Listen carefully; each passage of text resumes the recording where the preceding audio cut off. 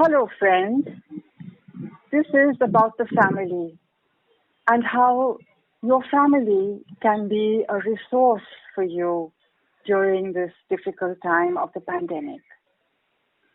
Part 1 is the family. The family is an avenue of mental health and well-being. Next. You can heal your family. Next. Next. The family is the foundation of mental health and well-being. The family is meant to be the cradle in which each member gets nurture and protection. During the lockdown, the family is a safeguard and support for all the members. Next. Our family environment. This time of lockdown requires a positive interpersonal environment in which each member agrees to abide by healthy values and rules and is ready to give consistent and regular affection. Next. God's unfailing and eternal love is made real in the womb of family interaction. The trust, goodness, and faithfulness of parents and children towards each other gives life and vitality to everyone. Next. Even babies are a source of life and joy. Next. The family is the space in which parents also continue their own emotional and spiritual development as adult human beings. The personal growth of mother and father as individuals and as partners is an essential and indispensable ingredient of their child's sanity, maturity, and integrity. Especially at this time during the pandemic, when there is a high level of anxiety and even panic. Be ready to give and to receive. Relatives, as well as others resident within the family as helpers, are part of the family structure and need to cooperate in making the family an energetic field of love where laughter and fun, work and play are done in a spirit of togetherness. Next.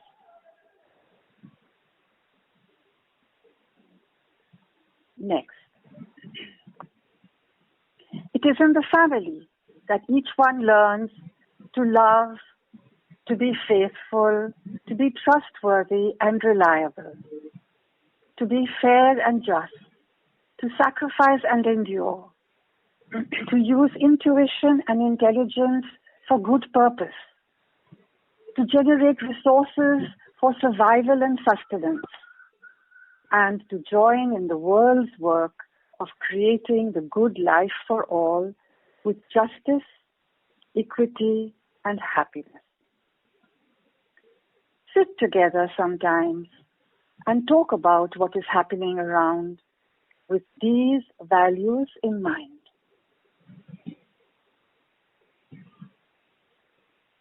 Part 2. Do it now. You have time. The family provides the psychophysical territory and training ground for each human being, grown-ups and children, to experience his or her true humanity and innate personal dignity through the love and trust that is shared among themselves.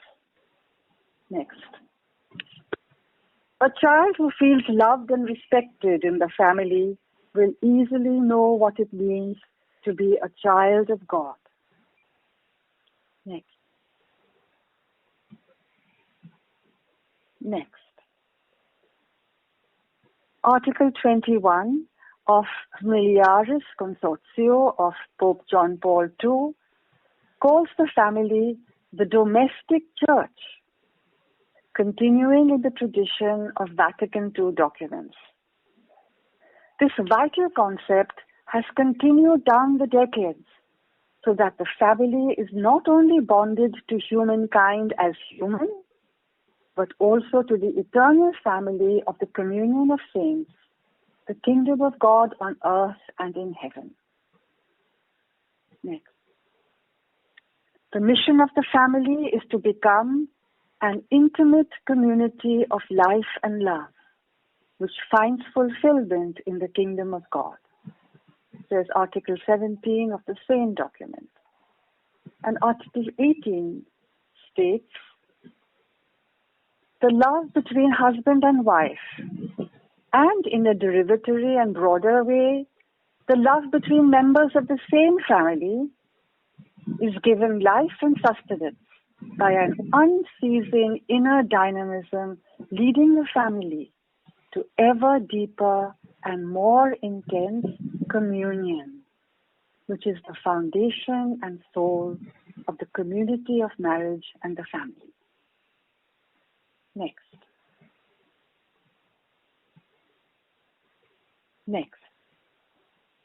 Mothers and fathers need to model themselves on God as creator, redeemer, and sanctifier, and feel God's presence in their task as life givers and caretakers. God alone is the source of that image and likeness, which is proper to the human being, as it was received at creation. Begetting is the continuation of creation. Pope John Paul II further states in the same document, in his letter to families of 1994, God himself is present in human fatherhood and motherhood quite differently than he is present in all other instances of begetting on earth. Next.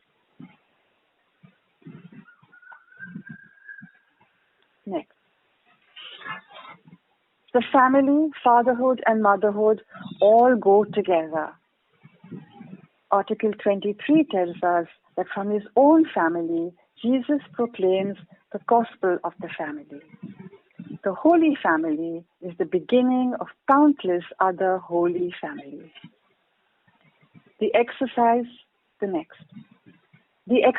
of power and authority is to be done in the image and likeness of God, who is a loving, caring, confirming, self-affirming, and reaffirming, courage-giving, compassionate, empowering, caretaking, embracing, and enveloping goodness. Part 3. This is about how you can be like God, empowering and giving, caring and loving. You can do this by giving permissions. Why permissions? Because a person's lost childhood knocks on the window of consciousness and demands healing when the person grows up and has children. Therefore, this work of permission giving is as much for the lost inner child of the parents as for their actual small and teenage children. Each family member has rights and can ask for any of the permissions to be read to her or him. Next. Permissions what? Next. Permission has a special meaning. It refers to an action of empowering and nurturing, which is at the core of parenting. A permission is a freedom that helps a child to grow towards autonomy and self-actualization. It is experienced in the body, the mind, and the soul. With permission comes energy to exist, to sustain relationships, to take part in social events, to be successful at work, to love and be loved, as well as to survive calamities and crises such as this pandemic. Permissions clean out the negative power of parental injunctions or parental negative statements. The injunction is a strong parental prohibition against being, growing, feeling, or doing. It is a prohibition which, if followed by the child, brings the person deeper into unfreedom and further away from autonomy. Next. Permissions. Handle with care. Next. Permissions need to be given with an attitude of love, not an attitude of control or bargaining.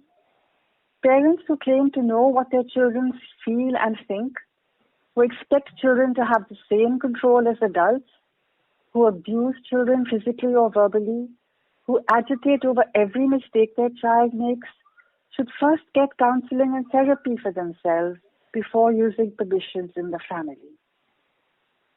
Next. The first important permission is you have a right to exist. Next.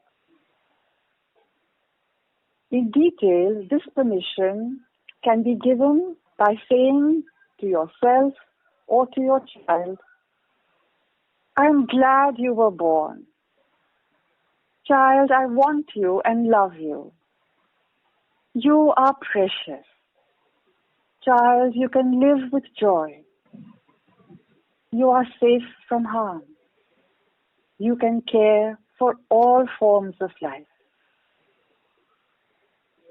This time is a beautiful time of quiet and silence to give these permissions to your child, or for getting your children to give these permissions to you. This permission of existence is a spiritual commitment to preserve life and to let everyone live. And for this, we need to remember that we have a duty to go out of our way to help the unemployed, the hungry, the homeless, the stranded, the confused, and the depressed. It is an important time to discover how we can be helpful in renewed ways, to be caring of the little ones, to love the lonely, and to surrender our goals to the will of God. Next. Another important permission is you are okay to be you. You are lovable. You can be yourself. Your skin color is okay. You look good. I like you and I believe in you. You can like yourself.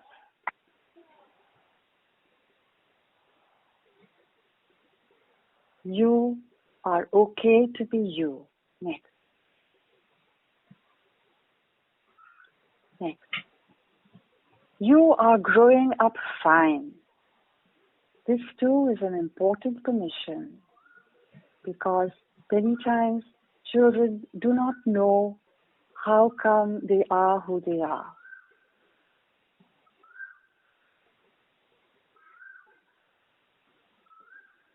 So take your time, spend time with each other, and let yourself feel loved, give love, and feel the love of God in your life.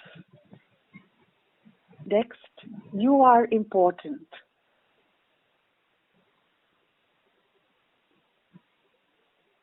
God has made you unique. You are special to me. Tell me what you like and don't like. You can disturb me for help. You can boast. I think of you often, and I respect you. These are ways to give positive sense of importance to each other. And a few samples of family sharing through photos of how God's love is there at home in unusual ways, when fathers and brothers also join in the household work. Here is brother helping to bring clothes from the line. Next.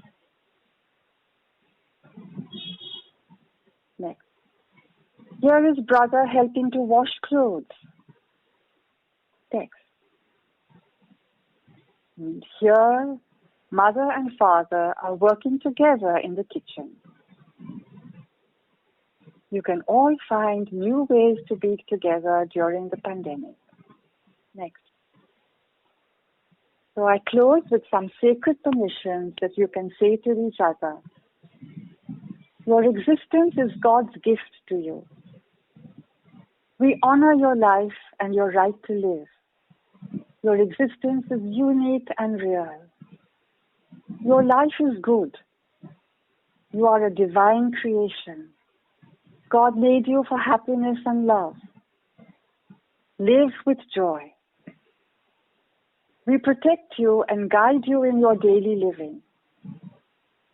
Protect yourself, body, soul, mind, and spirit. God is protecting you every moment. Next.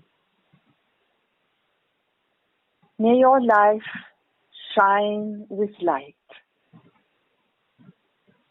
Next.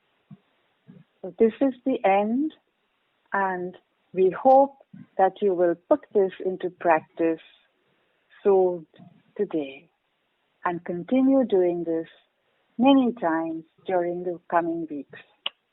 God bless.